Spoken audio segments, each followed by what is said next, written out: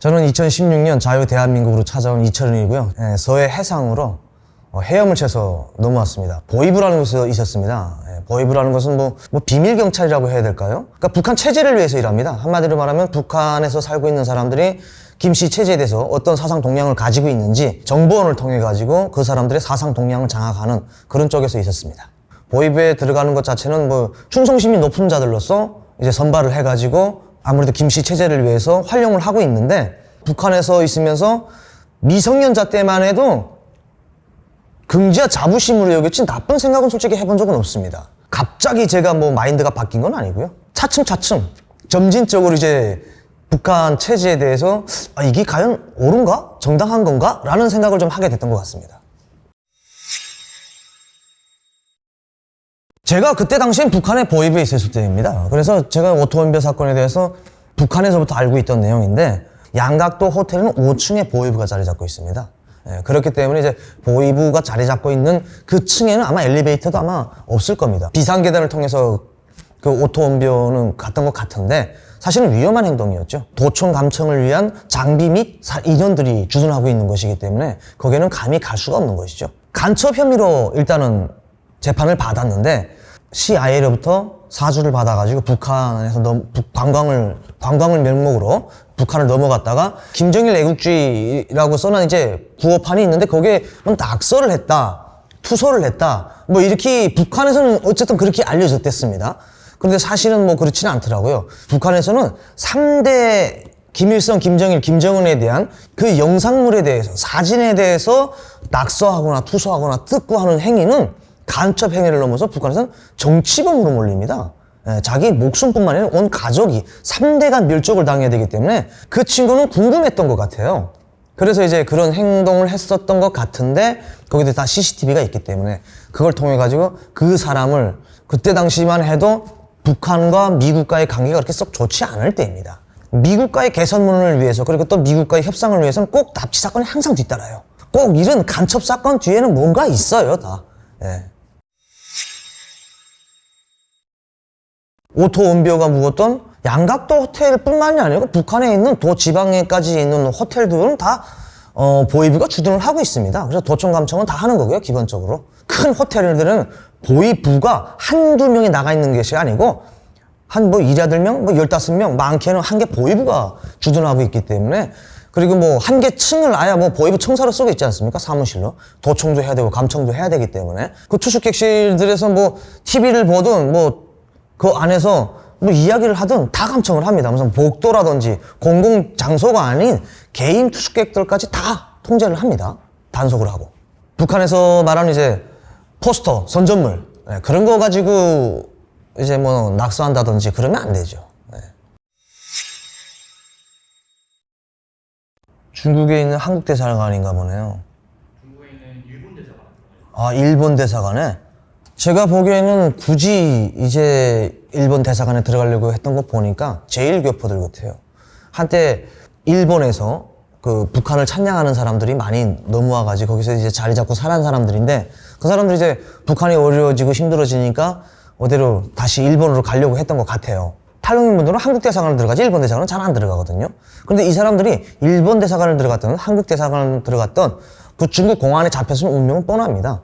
북한에 넘어가서 보이부의 조사를 받고 교화서 뭐 20, 30년 받을지 15년 받을지 그거는 그 사람들의 목적에 따라서 다르겠지만, 교화형이라는 건 이제 북한에서 인간으로서의 모든 권리와 의무를 다 내려놓고 한마디로 말하면 그냥 살아 움직이는 사람. 15년을 선고받든 20년을 선고받든 중요한 거는 거기서 살아나올 가망성은 제로다.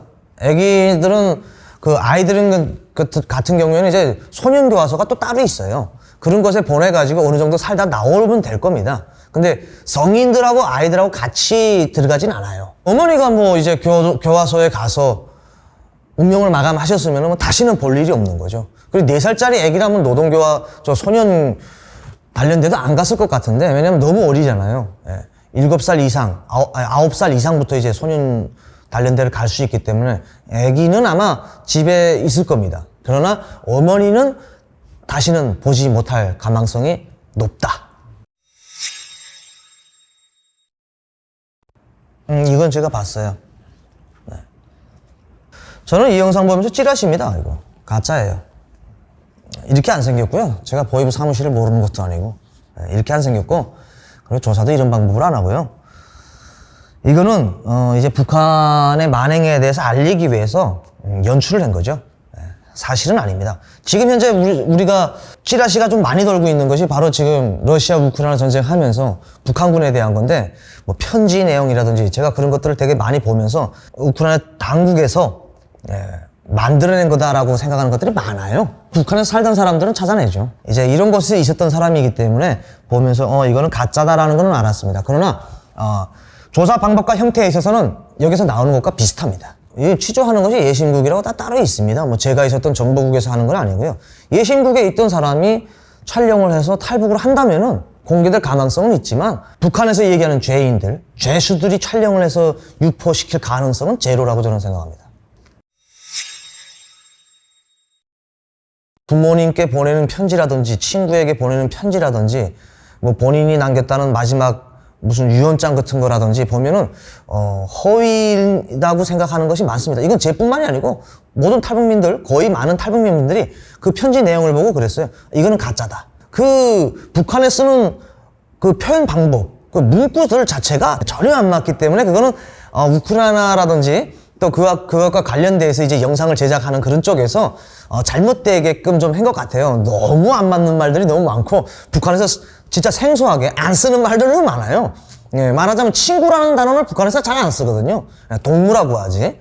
그런 단어들이 너무나도 조금 이상한 것들이 많더라고요. 그래서 결론적으로는 이거는 북한에서 북한 병사가 쓴 건 아니다. 제가 말씀드린 건 뭐 러시아의 북한 병사들이 그 용병으로 안 갔다라가 아니고 갔지만 그 사람들이 쓴 건 아니다. 이런 말씀을 드리는 거죠. 그거는 저도 들었는데 그건 사실인 것 같습니다. 왜냐면 뭐 포로로 잡아가지고 어떤 뭐 우리 정보 당국에서도 뭐 실제 인정을 했으니까요. 대표적으로 말하자면 뭐 북한에서 말하면 유경 호텔이죠. 북한에서 자랑하는 제일 높은 건물입니다. 105층으로 되어 있고요. 건설 기술력이 떨어져가지고 삼각형 형태로 지었지만 그래도 나름 북한에서는 제일 높다고 합니다. 그리고 김정일 시대에 그 김일성에게 바치는 그런 큰 건축물로서, 그리고 또 전 세계를 압도하는 자기네가 건축 기술을 가지고 있다는 것을 보여주기 위해서 짓고 있었는데, 아무래도 경제 사정과 함께 북한의 기술력이 그렇게 안 됩니다. 완공된 것도 김정은 시대에 들어서서 밖에만 화려하게 유리 갖다가 이제 맞추는 것으로서 끝났지, 내부에 들어가면 화장실이에요. 저도 갔다 깜짝 놀랐습니다. 평양 가서 제가 유경호텔 그 친구들이랑 같이 이제 한번 가보자 해가지고 갔더니 그 주변은 온통 쓰레기장이고요. 그 안에 들어가니까 귀신 나올 것 같아요. 진짜 똥 냄새, 오줌 냄새 진동하고요. 그 러시아에 갔다 온 사람이 그 찍은 사진이 살짝 올라간 게 있던데, 실제 안에 보면은 그냥 뼈대 그대로 있어요. 그 안에 들어가 보면 처참하거든요. 그래서 안에 들어가 본 사람은 외국인 중에 없을 겁니다. 만약 있다고 해도 뭐 러시아에서 뭐 갔던 사람들, 러시아 주민들 속에도 북한을 되게 동정심 있게 바라보는 사람들이 있더라고요. 그런 분들 같은 경우에는 이제 가서 이제 뭐 나쁜 감정이 아니고 좋은 감정으로 가서 볼 수는 있겠지만, 북한은 자유여행을 할 수 있게끔 보장해주지 않습니다. 왜? 북한의 치안이 나빠서요? 아닙니다. 제가 솔직히 말씀드리면 북한 치안이 아마 세계 1위일 겁니다. 공산국가 시스템은 치안이 1위가 될 수밖에 없어요. 불법을 저지르지 않기 때문에. 저지르면 어떻게 되느냐? 처벌당하기 때문에 치안이 세계적으로 아마 1위라고 저는 생각을 합니다. 그런데도 자유여행을 못하게 한다. 그거는 보여주기식입니다. 해외에서 여행 가셨던 분들이 되게 긍정적으로 북한에서 평가하시는 분들이 많더라고요. 겉으로 보여주는 거는 화려하고, 그리고 또 김정은이를 위해서 북한 주민들이 찬송하고 찬양하고 그를 따르는 것처럼 보여주기 위해서 관광 코스라는 것이 있죠. 그 외에는 자유여행을 할 수가 없습니다. 화려한 그 밑에, 그 속에 들여다 보이는 북한 체제의 이질감, 그리고 또 북한 체제가 잘못되고 있는 것을 보여주기 싫기 때문에 그러는 겁니다. 유경호텔의 평양 시민들 뿐만이 아니고 언제든지 가서 볼 수는 있어요. 왜냐면 그 경비라는 것이 없기 때문에 언제든지 가서 볼 수 있는데, 평양 시민들은 솔직히 들어가서 안 봅니다. 처음에는 이제 신기한 마음으로 와 이렇게 했겠지만 가서 보니까 이건 아니다라고 생각하는 거죠. 그러니까 지금 현재는 그냥 보여주기식 건물로 그냥 살아있는 겁니다. 그냥. 제가 20대 때 평양 갔을 때도 뭐 그때는 그냥 뼈대가 그냥 시멘트로 그대로 있었거든요. 하도 보고 하도 이젠 이건 안 된다라는 걸 알아가지고 만성화돼가지고 큰 감흥도 없었습니다. 솔직히 말씀드리면 아무 감성 없어요. 북한 주민들에게 뭐 외국 관광이 많이 온다고 해서 관광업을 발전하는 것도 아니고 그 관광업이 발전해가지고 돈, 뭐 수익이 창출되는 걸 가지고 북한 주민들에게 혜택을 주는 것도 아니기 때문에 자들 보면은 그냥 그렇네, 외국인이네, 그저 그 정도지 그 사람들에게 뭐 큰 기대를 하거나 뭐 그러진 않습니다. 부러움 자체가 없죠. 뭘 봐야지 뭐 부럽다고 할 수 있는데 비교도 뭐가 뭐 두 개가 있어야지 비교를 하지 하나만 보는데 어떻게 비교를 하겠습니까? 360억을 거울에서 나만 보세요. 그럼 이 세상에 나밖에 없는데 뭐가 비교를 하겠습니까? 나보다 더 멋있는 사람이 있다든지 나보다 더 못생긴 사람이 있다든지 라고 있어야지 뭐 비교를 해가지고 아 나는 이렇네 나는 이렇네 라고 평가를 낼 텐데 관광 루트가 딱 이제 5대5대 가야 된다는 것이 지정되어 있기 때문에 그런 곳에서는 이제 그 외국인을 만났을 때 무슨 규칙이 있죠. 뭐 일단 다 떠나서 그냥 웬만하면 말을 하지 말아야 됩니다. 예. 그리고 외국인이 있으면 대수적이면 거리를 멀리하고 만나서 대화를 한다고 한들 당의 충성심이 높은 대화만 할 수 있게끔 된 거죠. 제한적으로 되어 있는 거지 무슨 뭐 우리처럼 자유롭게 뭘 물어보면 막 이야기할 수는 없어요. 네. 전 세계 인권 활동하시는 분들이 다 그렇게 생각하고 있지 않습니까? 북한에 대해서는 이제 인권이 보장이 안 되고, 예. 그리고 또 북한은 사람이 살 수 없는 것인 것처럼 하는 것이 많기 때문에 그 북한 당국에서도 그런 거죠. 뭐 전 세계적으로 보여지는 이미지가 너무 한심하기 때문에 자기네도 이미지 관리를 해야 될 거 아닙니까? 북한은 자기네는 지금의 정상적인 국가임을 보여주기 위해서 그렇게 와가지고 보여주기 식으로 활동하는 것도 많죠. 북한의 유튜브도 있지 않습니까? 그런 거 보면 제가 깜짝 놀랐어요. 야, 저렇게 유튜브, 체제 홍보를 위해서는 유튜브를 하게끔 하nu나. 물론 그 유튜브를 진행하는 사람도 북한 당국에서 뭐 선전전동부라든지 뭐 조통평이라든지 그런 쪽에서 키워서 육성을 해서 시키는 사람이겠죠. 왜냐면 세계 김정은 체제를 홍보하기 위한 것이기 때문에 면밀하게 다 준비를 하고 가지 그냥 하진 않거든요. 우리처럼 돈 벌려고 하는 것도 아니에요. 그 사람들은 돈에 그 유튜브 하는 사람도 돈에 관심이 없습니다. 예. 체제 홍보를 위해서 그러는 거지. 그런데 그 국내외에서 활동하고 있는 개인 유튜버가 아닌 당국 유튜버가 북한 체제를 홍보하는 것이 더 효과가 있겠습니까? 관광객들이 와가지고 북한 체제를 홍보하는 것이 낫겠습니까? 예. 그렇기 때문에 관광객들을 많이 끌어다가 북한 체제의 정당성을 홍보하기 위한 행위가 많다라고 보는 거죠. 보완적으로 하는 것보다 이제 북한 주민들과의 북한 주민들과 이야기를 하는 과정에서 어떤 내용이 나올지 모르기 때문에 북한 주민들을 만나지 못하게 하는 것. 그리고 두 번째는 이제 북한 김씨 왕조에 대한 영상물이라든지 그리고 또 동상이라든지 현지 교시판이라든지 그런 거에 대해서 훼손하거나 촬영을 못하게 하는 그런 행위죠. 호기심이 있잖아요. 북한이라는 이제 닫혀있는 국가, 폐쇄된 국가에 대해서 궁금하기도 하기 때문에 이제 북한 관광을 가는데 저는 북한 여행을 가시든 안 가시든 뭐 그거는 뭐 본인의 영역이기 때문에 제가 가라 가지 말라 할 수는 없잖아요. 그러나 첫 번째는 생명의 안전은 100% 담보는 못 합니다. 예, 가서 어떤 행동을 하는 거는 그 본인의 의사에 달려있기 때문에. 그리고 두 번째는 가면은 북한에 간다고 한들 북한 체제에 대해서 그 겉으로 보이는 화려함뿐만이 아니고 그 뒤에 숨겨져 있는 내면도 좀 봤으면 좋겠다. 예, 이런 말씀 드리고 싶습니다. 그리고 북한 체제에 대해서 그렇게 긍정적으로 평가하시는 분들은 아예 북한에 그냥 눌러 앉아도 되는 건데 사실은 예, 왜 그렇게 안 하는지 모르겠어요. 그 미국인 2명도 거기 있잖아요. 그 장교하면서 그 홍보되는 그 홍보로 사용되고 있는데 그 외국인들이 북한말을 하면서 뭐 경의하는 최고사령관 동지를 위해서 하는데 너무 좀 이상하긴 이상한데 그런 신세가 되고 싶으면 북한에 가서 눌러 앉아도 되는데 북한 당국이 우리가 생각하는 것처럼 그리고 또 긍정적으로 생각하시는 분들처럼 만약 북한이 그렇게 긍정적이라면 많은 탈북민분들이 왜 자기 고향을 등지고 그 해외로 나가서 살고 뭐 대한민국도 물론 같은 영토이기 때문에 대한민국으로 온 것에 대해서 뭐라고 하진 않지만 그렇게 갈 수 없는 북한으로 갈 수 없는 선택을 했는지를 다시 한번 생각해 봤으면 좋겠다라는 생각입니다. 보이부라는 기관은 뭐 선전용보다도 선전은 다른 데서 하고요. 그 선전한 내용을 북한 주민들이 어떻게 받아들이고 있는가에 대해서 뒤에서 알아보는 것이죠. 예, 앞에서 선전을 직접적으로 하는 것은 뭐 조선노동당 선전선동부라든지 그리고 또 보이부가 직접적으로 강의하거나 그러진 않습니다. 보이부는 북한의 정당성 그리고 또 김정은 체제의 우월성을 가지고 있는 사람들이 도대체 어떤 생각을 가지고 있느냐 그걸 뒤에서 알아보고 그 사람들에 대해서 뒤를 캐는 거죠. 한마디로 말하면 아무래도 뒤에서 알아보는 쪽이 좀 파워가 세지 않을까요? 아닌 것도 맞다고 갖다 밀 수 있는 것이 바로 보위부입니다. 그래서 북한에서 그런 말이 있어요. 보위부에 대해서. 보위부에 한 번 잡혀가면은 죽은 사람도 입을 연다라는 말이 있어요. 그만큼 아무래도 보위부 파워라는 것보다도 그 체제를 뒤에서 지탱하고 있는 것이 보위부, 보안서, 당기관 뭐 이렇게 보고 있는데 내용을 가지고 알아보는 것이고 그 사람들에 대해서 통제하는 것이기 때문에 아무래도 보위부라고 하면은 북한에서는 조금 좀 파워가 있죠.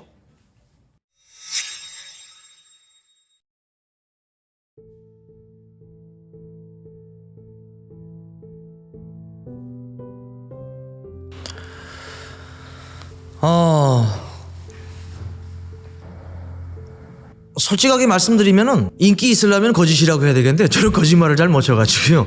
저 사실이에요. 저 울라고 누가 강요하지 않습니다. 강요하지 않는데 우는 겁니다. 왜냐면 북한에서 김씨 부자, 김일성, 김정일, 김정은은 신입니다. 신을 보고 안 울 수가 있겠습니까? 우리가 흔히 교회 나가잖아요. 뭐 사이비 교회. 그런데 보면 어떻습니까? 교주를 보고 어떻게 합니까? 막 울잖아요. 그럼 누가 시켜서 웁니까? 아닙니다. 그런 것처럼 똑같아요. 북한도. 김정은이는 지금 현재 북한에서 신이에요. 그 신을 보는 사람들, 그리고 또 신이 눈물을 흘리면서, 악어의 눈물을 흘리면서 북한 주민들에게 위로를 하는데 그럼 그 사람들은 눈물이 안 나겠어요? 가슴이 안 뭉클하겠어요? 단편적인 실례로 저희 이제 작은 아버님께서도 김정은이를 만났어요. 악수를 하는데 저도 모르게 눈물이 나오더래요. 손을 잡는데 이 온몸에 전륜이 솟으면서 막 뭔가 모르는 충성심이 막 활활 불타오르고 신의 손을 잡으니까 막 눈물이 왈칵 나더래요. 이거는 실제 근데 북한 사람들이 거의 다 무슨 뭐 지금 뭐 우리가 흔히 얘기하는 것처럼 저건 뭐 거짓말이다, 저건 뭐 누가 통제해서 그러고 시켜서 그러고, 물론 그런 사람들도 있겠죠. 그러나 우리가 그렇게 얘기하는 것처럼 저건 거짓말이고 다 그렇다면 북한 체제는 이미 전에 무너졌어야죠. 아직까지도 김씨 체제를 찬양하고 칭송하는 사람들이 있고 김정은이를 그렇게 우러러보는 사람들이 있기 때문에 지금 그 체제가 유지되고 있는 것이 아니겠습니까? 그렇기 때문에 저거는 누구의 강요에 의해서가 아니고 본인이 우러나오는 마음에서 우는 겁니다. 저건 거짓이 아닙니다. 거짓은 어느 때 나타나느냐? 죽었다고 할 때. 만약 김정일이가 죽었어요. 근데 옆에서 보니까 울어다. 나만 안 우면 또 이상해. 그러면 어쩔 수 없이 우는 거예요. 이런 것과는 좀 다르거든요. 저런 경우에는 이제 행사에 살아있는 사람이, 살아있는 북한에서 말하는 신이 나와서 연설을 하고 있기 때문에 그 신을 보고 있는데 막 감정이 북받치는 거예요. 그래서 그러는 거지. 그때는 저도 이제 북한에 있을 때 김정일이가 죽었을 때 솔직히 눈물이 안 났는데 울었어요. 다 우니까. 나만 안 울면 되게 나만 나쁜 놈이 되니까. 분위기라는 것이 있지 않습니까? 또 가만 보면은 우리 뭐 클럽이라든지 가면은 아무리 그래도 난 춤 못 춰 해도 뭐 머리는 끄덕거리고 엉심 술룩술룩 하지 않습니까? 뭐 솔직히 그런 것처럼 분위기가 있거든요. 다 그 분위기에 맞게끔 옆에서 막 울기 시작하면 나도 모르게 감정이 북받치면서 우는 거예요. 누가 강요해서 울어라 하고 막 때려가지고 우는 건 아닙니다. 누구나 갈 수는 없죠. 말 자체로 북한에서 얘기하는 일호 행사인데 뭐 토대 나쁜 사람이 갈 수는 없는 거잖아요. 김정은에 대한 악감정을 가지고 있는 사람이 가가지고 나 김정은을 죽일 수도 있어 막 이런 감정을 가지고 있는 사람들이 갈 수는 없고요. 기본적으로 평양 시민들이 많이 참가하지 않습니까? 평양 시민들은 김정은이도 얘기했지만 평양 시민들은 자기의 가족이라고 생각하는 것처럼 말하자면 북한은 평양공화국과 지방공화국이 따로 나눠져 있거든요. 그래서 평양 시민들로 해가지고 이제 행사에 참가할 수 있는 거지, 지방 사람들이 올라갈 수 있는 건 이제 간부들이 이제 올라가서 초대를 받아서 올라가서 행사를 참가할 수 있는 거고, 일반적으로는 아무 사람이 갈 수는 없습니다. 뭐 북한에는 뭐 우리처럼 무슨 통계할 수 있는 그런 건 없어요. 뭐 전화를 돌려가지고 현재 상황을 알아보고 뭐 누구를 지지한다든지 이거 뭐 다 이제 알아보고 하지 않습니까? 근데 그렇게는 못 하고요. 믿고 있는 거죠. 한마디로 하면 조직 생활이라는 걸 시작해서부터 쇠뇌 교육을 하고 있지 않습니까? 그렇기 때문에 그 사람들의 사상에 대해서는 믿고 있고, 성인이 되면 이제 정보원들을 통해 가지고 일반적인 사상 동향을 장악하고 있기 때문에 우리처럼 뭐 통계 자료를 명백하게 장악은 할 수는 없지만 어느 정도는 알고는 있습니다. 북한 사람들이 어느 정도 그 김정은에게 충성을 하고 있구나라는 건 알고 있죠. 보위부 안에서는 99%죠. 왜냐하면 보위부라는 것은 또 그런 사람들을 선발을 해서 가기도 하지만 그 안에서 또 그 수령에 대한 충성심으로 무장을 시키고 있기 때문에 일반 북한 주민들과 다르죠. 저는 일반 북한 주민들의 김정은이에 대한 충성심은 70, 80%는 된다고 생각을 합니다. 80% 이상일 수도 있고요. 당연히 구별이 돼 있죠. 뭐 우리가 흔히 지금 현재는 없어졌지만 뭐 우리 민족끼리라는 그런 방송 채널이 있었지 않았습니까? 그건 뭐 이제 해외 사람들이 보게끔 돼 있는 방송인데 그런 것처럼 북한 주민들은 볼 수가 없는 거예요. 해외 선전은 오직 북한 주민들의 행복한 모습을 보여주면서 그리고 또 김정은이라든지 이런 놈들이 내리는 지시에 그 충성스럽게 또 보답하고 그걸 위해서 자기 목숨을 초계와 같이 바치면서 일하는 내용들, 조국이라고 하는 북한을 위해서 어떻게 헌신하고 있는가 하는 내용들을 이야기하고 있기 때문에 해외에다 홍보하는 내용과 북한 주민들에게 홍보하는 내용은 다릅니다. 아무래도 뭐 노래나 영화, 가극, 우리말은 뮤지컬이죠. 그런 효과는 아무래도 그냥 가서 말하는 것보다는 효과가 더 있죠. 뭐 그런 말 있잖아요. 뭐 한 편의 책, 한 편의 글이 1000만 군중을 움직일 수 있다라는 말이 있지 않습니까? 북한에서도 그래요. 노래 하나가 북한 1000만 명 이상의 심금을 울릴 수 있다. 그래서 그 영화, 노래, 뮤지컬 이런 것들이 체제 홍보에 가장 큰 역할을 하고 있는 겁니다. 북한의 영화를 보십시오. 북한의 영화를 보면은 당이 안 들어간 영화가 없고 노래 역시 당이 안 들어간 노래가 없어요. 그만큼 선전 효과가 도드라지게 나타나는 것은 영화나 노래 이런 거라는 거죠. 뭐 강연이라든지 쇠뇌 교육에서 나오는 교과서에 나오는 내용보다도 더 효과가 있기 때문에 거기에다가 김정일이 때는 더했죠. 영화혁명이라고 가극혁명이라고 막 하지 않았습니까? 말하자면 뮤지컬 혁명이에요. 김씨 부자를 롤모델로 내세워가지고 그냥 아주 신으로 부각시키는 거예요. 그러면 그 사람들 그거 보면서 어떻겠어요? 이야 우리 수령님께서 이랬구나, 우리 장군님께서 이랬구나 하면서 감동을 받는 거예요. 그래서 더욱더 자기가 당에 대한 충성심을 높여야 되겠다는 생각을 하는 거죠. 그만큼 영화 효과는 김정일 때부터 맛본 거기 때문에 김정은이도 역시 그걸 무시 못하죠. 북한 주민들이 어쨌든 한국과 미국이 동맹을 맺고 북한을 침략을 했다라는 거는 제가 알고 있기로는 99%는 믿고 있습니다. 이거는 그렇게 믿지는 않습니다. 그 사람을 신이라고 믿지 않고 그냥 신처럼 보는 거지 신이라고 믿지는 않습니다. 다 똑같아요. 그 사람들 신이라고 하지는 않습니다. 그러니까 신과 같이 우러러 모신다는 의미지 그 사람들을 무슨 신이라고 믿지는 않습니다. 그리고 중요한 거는 북한에서 신을 몰라요. 네. 그렇기 때문에 신이라고 생각해 본 적이 없을 겁니다. 신이 뭐 어떤 존재인지를 알아야지 신처럼 저거 하는 거지. 북한에서는 뭐 예수 그리스도에 대해서는 전혀 이제 교육이 안 되기 때문에 전혀 뭐 성탄절을 안 세는 것이 북한 하나 아닙니까? 그렇기 때문에 신을 모릅니다. 그래서 신에 대한 존재를 모르기 때문에 그렇게 생각을 못 하는 거죠. 3살에 뭐 총 쐈다. 그리고 5살에만 운전을 했다. 그런 이제 위대성 교양 자료라고 하는 것이 있는데 5개월에 걷고 8개월에 말을 했다 이런 내용은 솔직히 없어요. 근데 그건 어디서 와전된지는 모르겠는데 그렇게까지 허무하게 교육을 하진 않습니다. 네. 뭐 믿을 수밖에 없죠. 계속 교육을 하니까. 그래서 저도 야 진짜 하늘이 낸 분이다라고 생각했습니다. 그거는 햄버거 자체를 북한 주민들이 잘 모르기 때문에 믿을 일도 아니에요. 이거. 평양에서 그것도 뭐 어느 정도 살고 있는 사람들이 햄버거에 대해서는 알고 있는 거지. 뭐 겹빵이라고 알고 있지 않습니까? 그것처럼 이제 햄버거라든지 삐자라든지 그런 거에 대해서 존재 자체를 모르는데 그거 어떻게 무슨 뭐 김정일이가 발견했다고 알 수가 있겠습니까? 지방에서는 햄버거가 있는지도 몰라요. 그렇게 이야기하고 있기 때문에 제가 보기에는 북한 주민들이 한 50% 믿는 것 같아요. 선진국이고 북한 사회주의 체제가 제일 우월하다고 생각하고 있는 사람들 꽤 있거든요. 행사는 자발적인 행사 참여가 아니에요. 북한은 다 강제적입니다. 몇 시에 어디서 행사가 있으니 참가하시오. 그리고 참가하면은 뭐 몇 시 전에 리허설도 다 진행을 하고요. 리허설 때부터 어디서 어느 부분에서 박수 쳐야 되고 어느 부분에서 만세를 외쳐야 되고 하는 것들이 다 있어요. 그냥 강제적으로 동원되는 겁니다. 북한에서 말하는 이제 김일성 광장에서 열리는 그 일회 행사라고 하는 군사 퍼레이드라든지 그 기념일마다 열리는 것들 있지 않습니까? 그것도 역시 자기가 가겠다고 해서 가는 게 아니고요. 단체로 집단적으로 행사에 동원되는 거예요. 강제성을 좀 많이 띠고 있습니다. 군인들은 군인들과 관련해서 보위사령부라는 것이 또 따로 있습니다. 그리고 보위사령부에서 관리하는 것도 아니고요. 그 사람들은 그 뒤에서 또 그 사람들도 저희하고 같은 임무를 수행하고 있어요. 단지 사회냐 군대냐 차이고. 그리고 거기는 또 군인들에게 정치부라는 것들이 있기 때문에 정치부에서 그 사람들에 대한 사상교육을 시키죠. 근데 사회 사람들보다 군인들에 대한 사상교육은 더 쉬워요. 물이 지어 있는 집단이기 때문에 교육하기가 더 쉽죠. 그리고 규율이 있는 군인들이기 때문에 사상교육은 군인들이 더 쉽죠. 근데 그 군인들이 좀 사상이 지금 현재는 조금 그렇게 썩 좋지는 않아요. 왜냐하면 많이 아시겠지만 한류 콘텐츠가 북한에도 들어가 있기 때문에 그것을 보고 자란 이 새 세대 청년들의 인식 수준은 기존의 60년대, 70년대, 80년대 사람들보다도 많이 깨어 있고 많이 조금 좀 스마트해지고 있는 상태이기 때문에 조금 점점 교육하기가 좀 어려워지죠. 그것이 언제까지 이렇게 유지될지 모르겠지만 연대적 책임을 짓는 거죠. 연대적 책임을 져서 지휘관들 뭐 군복을 벗는다든지 또는 그리고 또 그 청년 그 탈북 군인이 나왔다고 한들 북한에서 탈북한 것처럼 안 하면 돼요. 안 알려주면 되거든요. 예.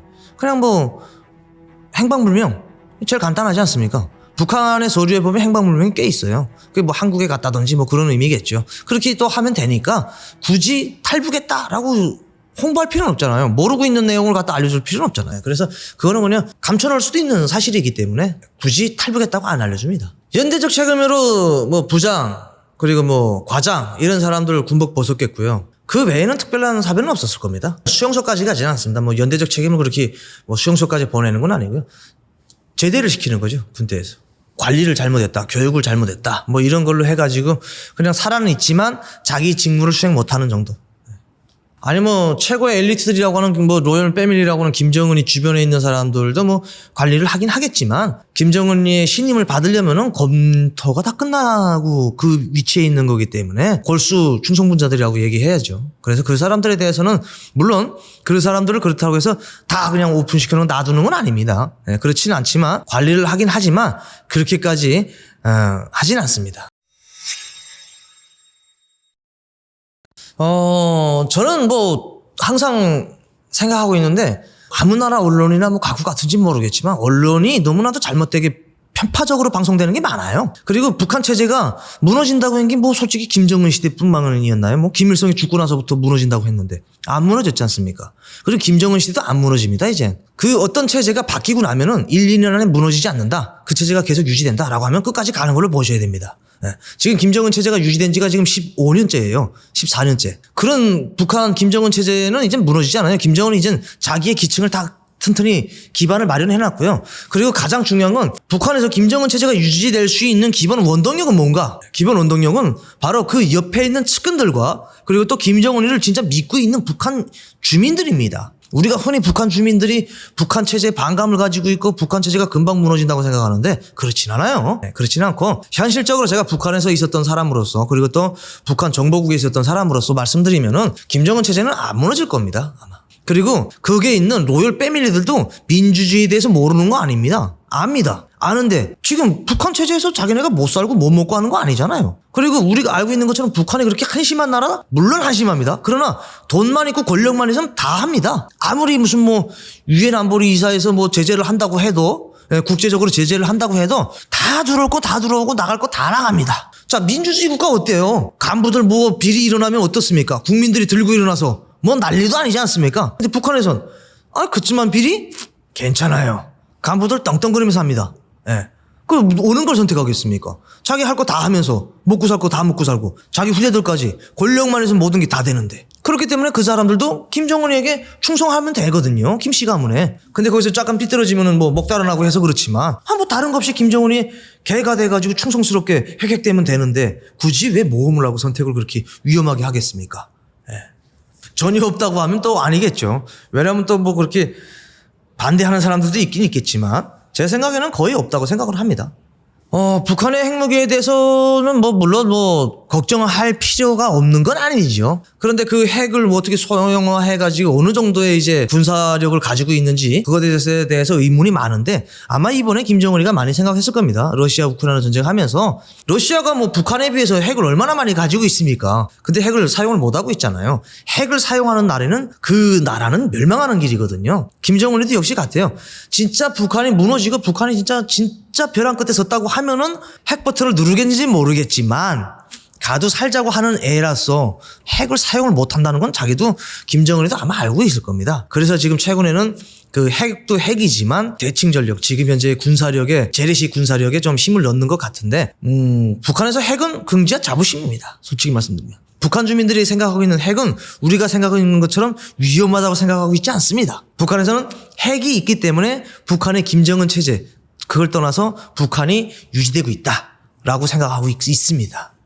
저는 있다고 생각합니다. 그렇게 된다고 하면은. 근데 그렇게까지는 안 될 것 같아요. 왜냐하면 중국과 러시아가 있기 때문에 그 정도 뭐 벼랑까지는 안 가겠죠. 그러나 만약에 중국과 러시아가 북한을 버리는 카드로 사용을 한다면은 그러면은 김정은도 너 죽고 나 죽고 하자 하고 핵을 사용할 수 있는 그런 똘끼는 있어요. 김정은이가 가족까지 죽이는 자기 고모부까지 막 처형하지 않았습니까? 예. 그 정도로 정신 상태가 완전 완전 치мот한데 아니 뭐 벼랑 끝에 몰렸는데 야 나도 죽을 판에 뭐 아니 뭐가 보이겠습니까 눈앞에 아무것도 안 보이지. 그럼 버튼 누르는 거죠.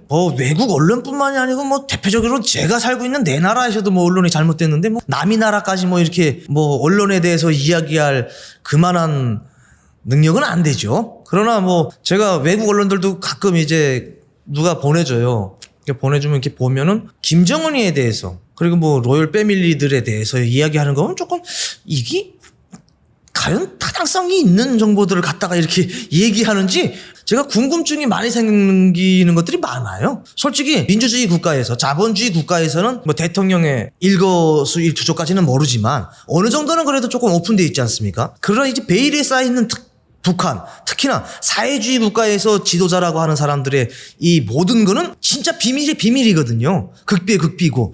그런 내용들은 뭐 진짜 저거 사실을 갖다 얘기하는 건지 모를 정도로 얘기하는 것들이 좀 있더라고요. 그런 거를 보면은 우리나라뿐만 아니고 해외 방송에서 조금 문제가 있는 것 같다라는 생각을 합니다. 아무래도 북한에 대해서는 이제 전 세계가 주목하고 있기 때문에 뭐 어그로를 끌기 위해서 그러겠지만 그래도 전 세계 국민들이 알아야 될 의무에서 이런 거짓 정보를 알아가지고 북한에 대해서 잘못 생각을 하면은 그게 과연 어떤 영향을 미칠지는 저도 잘 모르겠지만 그런 것에 대해서는 조금 저도 아이러니하게 생각합니다. 물론 한국 거 퍼다 쏜 것도 많죠.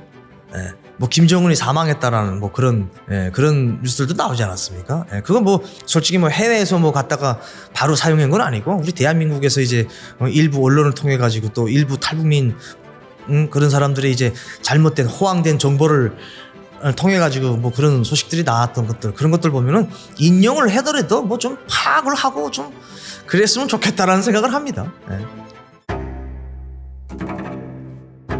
뭐 일단 먼저 말씀드리면은 북한에는 이제 세 가지 부류로 나눠져 있습니다. 뭐 노동 단련형 그리고 교화형 그리고 가장 높은 단계인 이제 정치범 수용소 북한에서는 관리소라고 합니다. 관리소 이렇게 세 가지 부류로 나눠져 있는데 뭐 주변에 뭐 단련대 갔다 온 사람 뭐 교화 갔다 온 사람들은 많죠. 그러나 정치범 수용소 갔다 온 사람은 못 봤습니다. 그만큼 가장 높은 단계인 정치범 수용소 관리소 같은 경우에는 가서 살아 돌아오는 사람이 한 명도 없다는 거죠. 돌아올 수 없는 곳입니다. 정치범 수용소는 가서 그냥 종신형입니다. 종신형. 노동 단련형 같은 경우는 이제 6개월 이하이기 때문에 뭐 들어가서 있다가 뭐 금방 나오는 거고 그리고 노동 교화형 같은 경우에는 1년 갔다 온 사람도 있고 2년 갔다 온 사람도 있고 하기 때문에 그런 사람들은 봤죠. 근데 뭐 10년 20년 된 사람은 못 봤습니다. 아무래도 거기에서 생활한다는 것 자체가 뭐 살아서 나올 그런 환경이 못 돼요.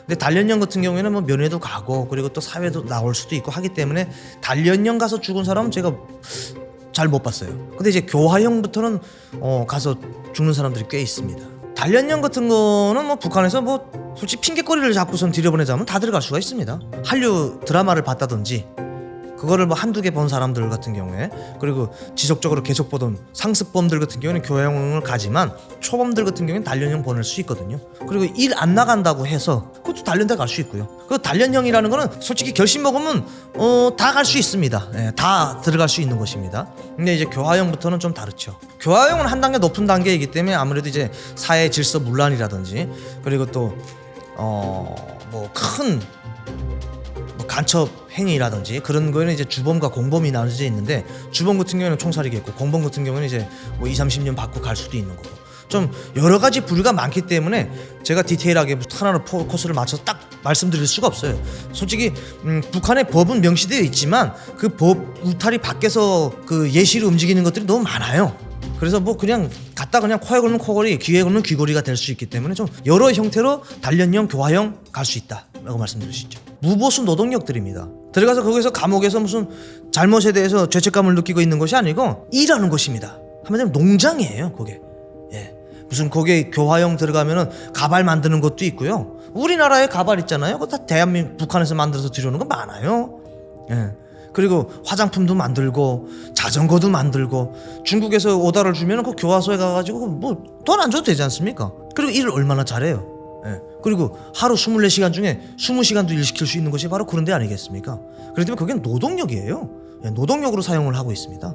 북한에서 정치범 수용소에 대해서는 뭐 죄를 지으면 가야 된다는 인식을 가지고 있는 거죠. 뭐 정치범 수용소는 일반 사람들이 가는 것이 아니고 김정은이를 뭐 반대했다든지 김씨 체제에 대해서 뭐 반대했다든지 그런 사람들이 가는 것이고 그런 가족들이 가는 것이기 때문에 거기에 대해서는 뭐 당연히 가야 된다라고 생각하는 사람들이 많고요. 그리고 교화소라든지 그런 데에 대해서는 이제 살아서만 돌아오라라는 생각을 하는 사람들이 많죠. 왜냐면 가면은 열악한 조건에서 살 수가 없어요. 솔직히 말씀드리면 거기서 뭐 쥐도 잡아먹고 뭐 진짜 별것 그게 뭐 시체가 뭐 그냥 한 달에 몇 식구씩 나가는 것이니까 거기서 살아만 돌아오라 살아 돌아오면 영웅이다라고까지 얘기하고 있는 그런 상태죠. 북한 주민들은. 그리고 중요한 거는 죄 짓지 말고 그런데 가지 말자라는 인식이죠. 도시 군마다 단련대는 다 있기 때문에 단련대는 뭐 언제든지 가봤죠. 근데 이제 교화소 같은 경우에는 출입문까지 가보고 안에 내용은 들어가 보지 않았습니다. 그리고 거긴 실내 안에 들어가는 것도 교도소를 관리하는 사람들 보고 개호원이라고 하는데 개호원들도 들어가기 싫어해요. 왜냐면 뭐 취취한 냄새도 많이 나고 그 환경이 뭐 그렇게 좋겠습니까? 그렇기 때문에 그 사람들도 거기에 들어가기 싫어해요. 그런데 굳이 제가 뭐 들어가겠습니까? 그래서 들어가 보진 못했어요. 정치범 수용소에 대해서는 궁금증 가질 일도 없고요. 교화소에 대해서는 나와가지고 얘기들 하죠. 그 얘기해야 하는 거에 대해서 뭐라고 하지는 않습니다. 왜냐면 너도 잘못을 저지르면 이렇게 힘든 교화소라는 것을 끌려간다라는 것을 알리기 위해서 뭐 무료 홍보용 아니겠습니까? 나와가지고 이렇게 어려웠댔다. 일단 나오면은 사람이 반쪽이 되나마나 무슨 살아있는 해골이 나오는 것 같아가지고 사람들이 그냥 놀랍니다. 병보석으로 나온 사람들 보면 기가 막혀요. 그냥 세탁해갖고 그냥 뭐 아우 처참합니다. 솔직히 말씀드리면 정말 영이 제로입니다. 정치범 수용소에서 살아나온 사람은 한 명도 없습니다. 네. 우리가 뭐 세계적으로 뭐 알려진 거 보니까 뭐 정치범 수용소에 나온 사람 몇 명 있다고 뭐 이렇게 알려지던데 사실은 아닙니다. 네. 정치범 수용소 진짜 정치범 수용소에서 나올 수 없습니다. 거기는 나올 수 없는 시스템으로 되어 있고 살아서 이 세상 밖으로 나올 수 없는 그런 정도로 철통같이 그 정치범 수용소 관리하는 것이 보이부예요. 저희 작은 아버님께서도 정치범 수용소 가서 군복무를 했어요. 말하자면 경비병으로 갔던 거죠. 경비병으로 가가지고 4중 5중으로 돼 있고요. 만약 그것도 만약에 뚫고 나온다고 하면은 그 주변 마을 자체가 다 신고 체계로 돼 있기 때문에 튀었다고 한들 1시간도 못 넘깁니다. 튀을 수가 없어요. 북한의 전기 사정이 아무리 열악하다고 하죠. 정치범 수용소에는 전기가 24시간 옵니다. 일단 유사시 만약 이런 일이 없어야 되겠지만 남북 전쟁이 일어난다고 하잖아요. 전쟁이 만약 일어난 즉시 거기에 정치범 수용소를 초토화시킬 포부대 북한군의 민간 무력일 뿐만이 아니고 이런 군부대에서도 거길로 항상 포신을 갖다 대고 있는 부대들이 있어요. 꽝 하면 바로 거기에 있는 사람은 사살입니다. 흔히 북한에서 그러잖아요. 밖에 눈에 보이는 적보다 내부에 있는 적이 더 위험하다고 하면서 거기 있는 교화소 그리고 정치범 수용소는 전쟁이 일어나면 그냥 거기에 있는 사람들 싹 사살입니다. 교육 자체를 그렇게 하고 있고요. 정치범 수용소에서 제가 그 대학 때도 보위부에 같이 있었던 친구들도 그렇고 정치범 수용소에서 군복무 한 사람들이 있거든요. 그 친구들 다 그러잖아요. 똑같이 얘기하는 게 겁니다. 정치범 수용소에서 살아서 나간 사람 단 한 명도 없다. 대놓고 얘기합니다. 저희가 생각하고 있는 그 상상 그 이상이에요. 한 개 마을을 형성하고 거기서 인간 이하의 취급을 받으면서 거기에 들어가면 무슨 뭐 반장도 있고 관리위원장도 있어요. 농사도 짓고 돼지도 키우고 다 합니다. 근데 단지 거기선 살아서 나올 수는 없습니다. 정치범 수용소는 형이 없습니다. 몇 년형이 없습니다. 정치범 수용소는 그냥 무제한입니다. 그리고 이제 교도소 같은 경우에는 형이 있지만 그 형대로 북한도 해주긴 해줘요. 감형도 있고요. 교도소하고 정치범 수용소하고는 다릅니다. 말 자체로 여기는 경제범들이 들어가는 것이고 정치범이 들어가는 것은 북한에서 얘기하는 관리소, 정치범 수용소이기 때문에 그 사람들의 정치가 아무리 바뀐다고 해도 바뀔 필요도 없다고 생각합니다. 북한에서는. 그 안에서는 뭐 TV도 못 보고 뭐 방송도 못 보고 북한의 선전물도 필요가 없습니다. 김씨 일가에 대한 선전도 하지 않습니다. 거기서는 병 걸려서 죽고 뭐 배고파서 죽고 뭐 여러 가지 조건들이 많죠. 뭐 구타에서 맞아서 죽기도 하고 여러 가지 조건들이 많죠. 그러니까 정치범 수용소에서 있었던 내용을 알 수가 없는 거죠. 그분은 어디로 갔어요? 정치범 수용소 갔죠. 그분은 말 자체로 이제 김정일이라는 이런 북한에서 얘기하는 가장 높은 그 존칭을 쓰고 있는 그런 이름에 대해서 뭐 낙서를 했던 그 이름을 뜯었던 그런 정치범이죠. 수감자들 사이에선 계급이 없고요. 거기서 정치범 수용소 안에서는 관리위원장이라고 해가지고 이 죄수들을 또 통제하는 죄수 중에 죄수가 또 있어요. 그리고 또 이것 역시 교화소도 같습니다.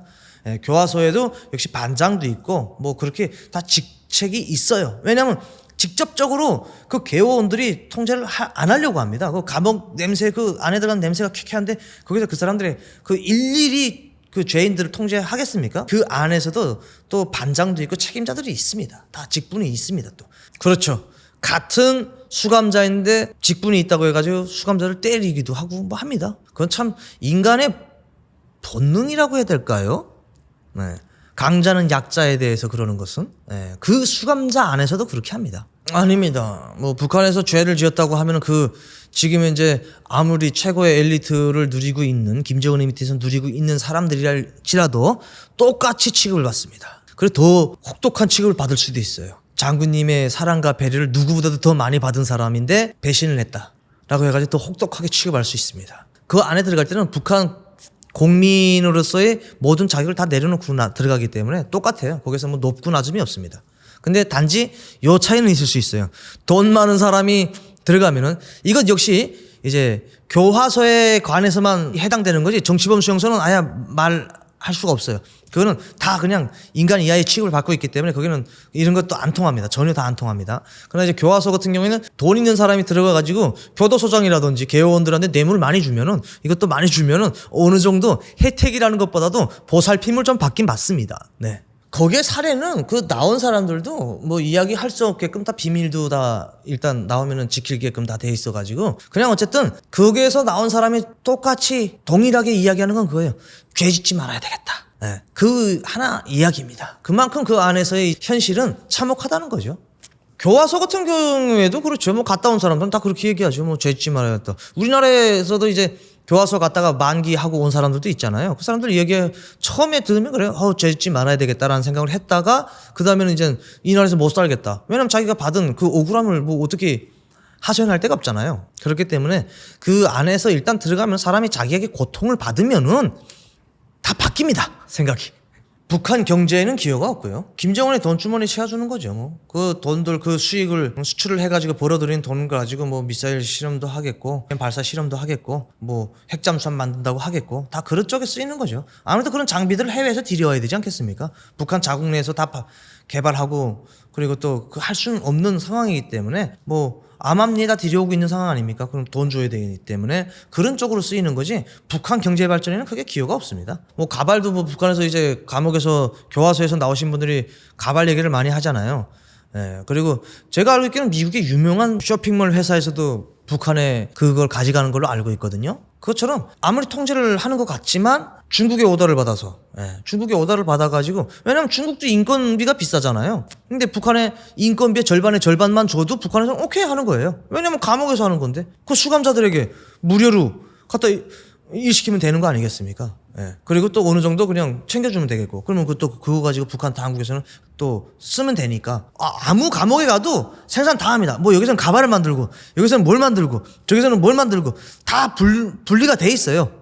그 오다를 주는 중국이 좀 한심한 거겠지만 물론 그 사람들도 돈을 위해서 그러겠죠. 오늘 뭐 12시간 내로 이만큼 해라. 못하면은 12시간이 아니고 13시간, 14시간 계속 늘어나는 거죠. 대신에 자기 잠을 못 자는 거죠. 잠을 못 자면서도 무조건 하게끔 만드는 거죠. 그리고 그것도 못한다? 그럼 때리죠. 뭐 폭행 같은 거는 뭐 그 교화소에서 얼마든지 일어나고 있는 상황이기 때문에 남녀는 당연히 구분되어 있죠. 남자 수용소와 여자 수용소가 예전에는 따로따로 있었는데 지금 뭐 같이 혼합으로도 있는 그런 수용소들도 꽤 생겨났는데 수용자들이 들어가 있는 병동은 따로따로 있습니다. 혼성을 이렇게 혼합시켜 놓질 않아요. 여성 간수들도 당연히 있죠. 뭐 여자들이 어떤 데는 여자들이 더 많은 것도 있습니다. 월경 했던 사람들, 중국으로 넘어갔던 사람들이 남자들보다 여자들이 더 많지 않습니까? 그런 사람들이 잡혀 나오면은 이제 교화소를 가는데 그런 사람들 같은 경우는 여자들이 더 많죠. 물론 아니라고 말할 수 없죠. 왜냐하면 거기에서 있는 그 개호원들이 뭐 어떤 여자가 이쁜 여자가 있으면 반해서 그럴 수도 있을 거고. 근데 현실적으로 없다고는 말할 수 없습니다. 교화소에서 있었다는 것보다도 예심 중에 아마 그런 일들이 있는 것 같아요. 예심 과정, 그 사람을 조사를 해야 되기 때문에 그걸 보고 북한은 예심 과정이라고 합니다. 예심 때는 좀 그런 일들이 일어난다고 저도 알고는 있습니다. 그러나 이제 교화소에서 그런 일까지는 아닌 것 같아요. 반란이 일어날 수가 없죠. 무장한 군인들에게 딱 갇혀있기 때문에 반란 일어는 못 납니다. 그리고 반란 일어난다는 생각 자체를 못하고 있고요. 반란을 했다가는 자기 혼자서 감옥에 있는 것뿐만이 아니고 밖에 있는 자기 가족들에게도 큰 코 다치기 때문에 반란에 대한 생각은 안 합니다. 하는 사람도 있겠죠. 내가 무조건 안 한다고 말할 수는 없어요. 왜냐하면 사람마다 생각의 차이가 있기 때문에 자기뿐만이 아니고 자기 자식 그리고 또 자기 가족까지 산모 사돈의 팔촌까지도 다 이제 좀 안 좋은 영향을 미칠 수 있고 3대까지는 뭐 정치범 수용소에 끌려갈 수도 있고 교화소 갈 수도 있고 하기 때문에 3대를 멸종하고 있기 때문에 북한에서 아직까지도 그런 반란이 못 일어나고 있는 건 바로 그런 것 때문에 그러는 거예요. 솔직히 말씀드리면 자기 혼자 다치는 것이 아니고 연자제를 통해 가지고 뭐 3대가 막 멸종당하고 죽고 하기 때문에 그런 각오까지 하고 과연 북한 체제에 반감을 가지고 들고 일어날 사람이 몇 명이나 있겠습니까? 물론 뭐 많은 질문들을 받긴 받았는데 북한에 대해서 너무 올드하게 생각하고 있더라고. 북한은 우리가 생각하는 것보다 그 이상, 상상 그 이상이에요. 그러니까 질문 자체가 우리가 일반적으로 생각하는 질문이에요. 북한 땅덩어리 자체가 솔직히 말하면 대형 감옥입니다. 그 대형 감옥에서 좀 더 통제되고 좀 더 인권이 유린당하는 것이 바로 이제 단련대라든지 그리고 교화소라든지 정치범 수용소인데 저희가 생각하고 있는 것보다 상상 그 이상이거든요, 사실상. 근데 그거를 생각을 못해요. 왜냐면 거기도 사람 사는 곳이고 뭐 영상물로 봤을 때는 아주 멀쩡해 보이잖아요. 그렇게까지 저렇다고? 라고 생각하시는 분들이 꽤 있더라고요. 근데 저도 이해를 해요. 왜냐면 살아본 저 같은 사람이나 야 북한이 진짜 이렇게 이야기하지 살아보지 못하고 추상적으로 상상적으로 생각하시는 분들은 이해가 되거든요. 왜냐면 본인이 생각하고 있는 상상에서 조금 더 앞으로 나가보시면 될 것 같아요. 그러면 이게 북한이라고 생각할 겁니다.